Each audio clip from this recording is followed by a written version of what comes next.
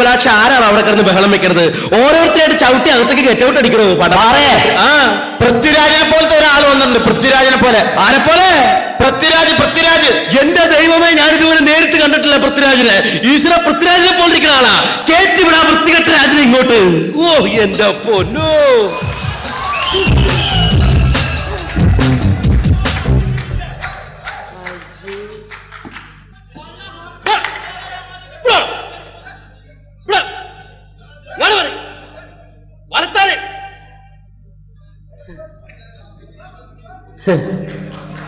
ഇതെങ്ങാനും കടിക്കുക.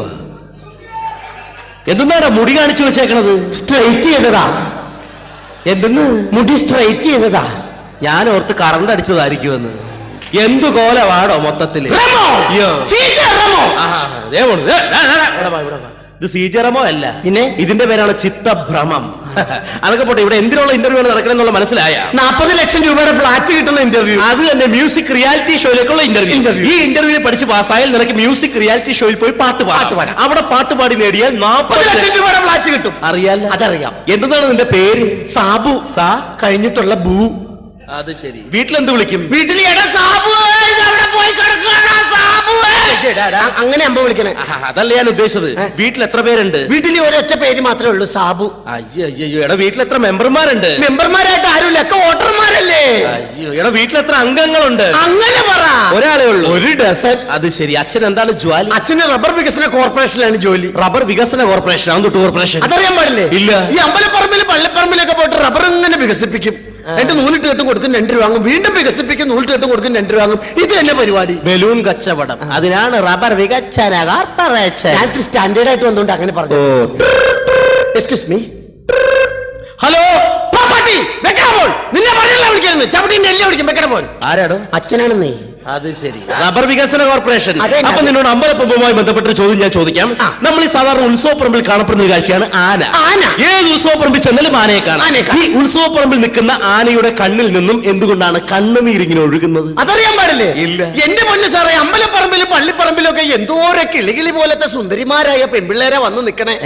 അതിന്റെ ഇടയിൽ ആന മാത്രം കറുത്തുരുണ്ട് കരിക്കട്ട പോലത്തെ ഒരു സാധനം. അതോർത്ത് മനപ്രയാസം കൊണ്ട് കരയണതാ. എന്റെ പൊന്നോ. അപ്പൊ ആനയുമായി ബന്ധപ്പെട്ട വേറൊരു ചോദ്യം. നമ്മൾ ഈ സാധാരണ ആനക്കൊക്കെ ഹിന്ദു പേരുകളാണല്ലോ കൂടുതലായിട്ട് ഇടാറ്. മംഗലാംകുന്ന് ഗണപതി, പാമ്പാടി രാജശേഖരൻ, ഗുരുവായൂർ കേശവൻ, ഇങ്ങനെയുള്ള ഹിന്ദു പേരുകളാണ് ഇടാറ്. എന്തുകൊണ്ടാണ് ആനക്കൊരു ക്രിസ്ത്യൻ പേര് ഇതുവരെ ആരും ഇടാത്തത്? വേണമെങ്കിൽ ഇടാം. എങ്ങനെ? ഗുരുവായൂർ മത്തായി, ഗുരുവായൂർ വർഗീസ് എന്നൊക്കെ വേണമെങ്കിൽ ആനക്ക് ഇടാം. പക്ഷെ ഏത് പാത്രത്തിൽ കൊണ്ട് ഇതിനെ മാമോദിസ മുക്കും? പാത്രം വേണ്ടേ? അങ്ങനെ. ഈ സംഗീതവുമായി എന്താണ് ബന്ധം? ഒരു ബന്ധമില്ല. അവരുടെ അനിയത്തി രഞ്ജിനിയായിട്ട് ചെറിയൊരു ബന്ധമുണ്ട്. അയ്യോ, ഞാൻ ഉദ്ദേശിച്ച ഖത്തറിലെ സംഗീതമല്ല. പിന്നെ സംഗീതം, പാട്ട്, മ്യൂസിക്. പാട്ട്. എന്റെ ദൈവമേ, ഞാൻ ഒടുക്കത്തെ പാട്ടുകാരനല്ലേ. ഏത് ടൈപ്പിലുള്ള പാട്ടുകളാണ്? പോപ്പാണോ, റോക്കാണോ, മലയാളമാണോ, തമിഴാണോ? ഇതൊന്നുമല്ല. ഞാൻ സ്വന്തമായിട്ട് എഴുതി സ്വന്തമായിട്ട് പാടുന്ന പാട്ടുകളാണ് പാടാ. സ്വന്തമായിട്ട് എഴുതി സ്വന്തമായി പാടുന്ന പാട്ടുകൾ. ഇവിടെ ഏത് പാട്ടാണ് പാടാൻ പോകുന്നത്? എന്റെ വീട്ടാണെങ്കിൽ അയൽക്കൂട്ടോ കുടുംബശ്രീയൊക്കെ നടക്കണേ. അയൽക്കൂട്ടം. അപ്പൊ അവരെ കണ്ടുകൊണ്ട് ഇതിന് പാട്ട് പാടാം. അയൽക്കൂട്ടത്തെ കണ്ടുകൊണ്ട് എഴുതിയ പാട്ട്. ഓക്കെ, പിടിച്ചോ. അയൽക്കൂട്ടം പെണ്ണുങ്ങൾ കമ്മറ്റി കൂടുമ്പോൾ ചൂലും കൊണ്ടോടി വാ ശാന്തേവാ. സീരിയൽ തുടങ്ങുമ്പോൾ കമ്മറ്റി നിർത്തിക്കോണം കൊലക്കേം കൊണ്ടോടി വാ ശാന്തേവാ. ശാന്തേവാ, ശാന്തേവാ. എങ്ങനെയുണ്ട്? അടിപൊളി, സൂപ്പർ. ഓക്കെ. നീ പാടി തുടങ്ങിയപ്പോ ഒരു ടെമ്പോ വന്നായിരുന്നു. പക്ഷെ പാടി തീരാറായപ്പോ വന്ന ടെമ്പോ അങ്ങോട്ട് പോയി. പൊക്കോട്ടെ, ഞാൻ ബസ്സിന് പൊക്കോളാം. സംഗതികൾ കംപ്ലീറ്റ് പുറത്തായിരുന്നു. ഇങ്ങോട്ട് വാ. എവിടെ പോണ്? മാന്യനാന്ന് വിചാരിച്ചെന്നിട്ട് പറഞ്ഞത് കേട്ടോ. എടോ, ഞാൻ അതല്ല ഉദ്ദേശിച്ചത്.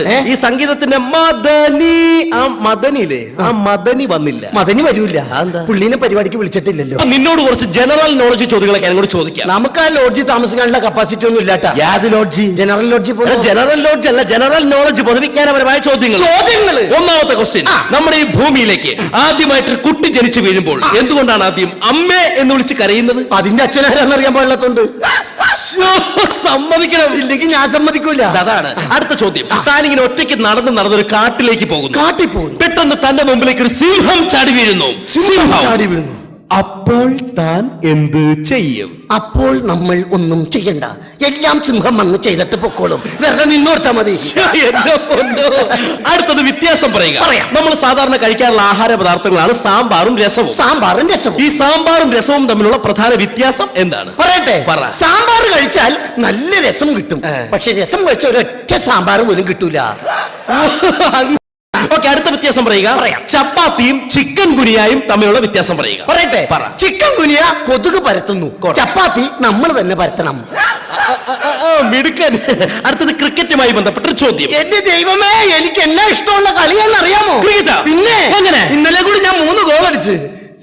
എടാ, ഈ ഗോളൊക്കെ അടിക്കുന്ന ടെന്നീസിലല്ലേ? അപ്പൊ കബഡിയുടെ കാര്യമല്ലേ പറയുന്നത്? എന്തെങ്കിലും ആവട്ടെ, ക്രിക്കറ്റ്. നമ്മുടെ ഇന്ത്യൻ ക്രിക്കറ്റ് ടീമിലെ ഏറ്റവും വേഗതയേറിയ കളിക്കാരൻ ആരാണ്? സച്ചിൻ ടെണ്ടുൽക്കർ. Correct answer. വളരെ ശരിയാണ്. എങ്ങനെയാണ് ഉത്തരം കിട്ടിയത്? കളിക്കാനായിട്ട് ഗ്രൗണ്ടിൽ പോണേ കാണാം, അപ്പൊ തന്നെ തിരിച്ചു പോണേ കാണാം. ഇത്രയും വേഗത ഞാൻ ഒരാൾക്കും കണ്ടിട്ടില്ല. എന്റെ പൊന്നോ, സമ്മതിക്കണം. ഇല്ലെങ്കിൽ ഞാൻ സമ്മതിക്കൂല. അതാണ്. അടുത്ത സ്പോർട്സുമായി ബന്ധപ്പെട്ട വേറൊരു ചോദ്യം.